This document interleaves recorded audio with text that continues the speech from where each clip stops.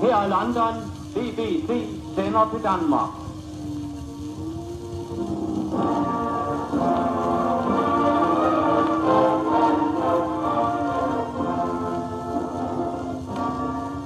I hører os i 19 meter båndet, for 2 bølgelængder i 31 meter båndet, i 41 meter båndet og for 1500 meter. Sammenbruddet i Nordtyskland er komplekst. Englænderne rapporteres ved den danske grænse. Kiel og Flensborg er erklæret for åbne byer. Fangetallet er så stort, at det er umuligt at tælle endnu. Danmarks Frihedsråd har opfordret til disciplin i de sidste timer inden befrielsen.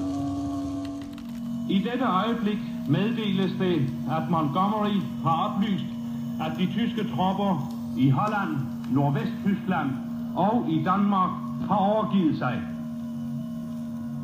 Her London, vi gentager. Montgomery har i dette øjeblik meddelt, at de tyske tropper i Holland, Nordvesttyskland og Danmark har overgivet sig.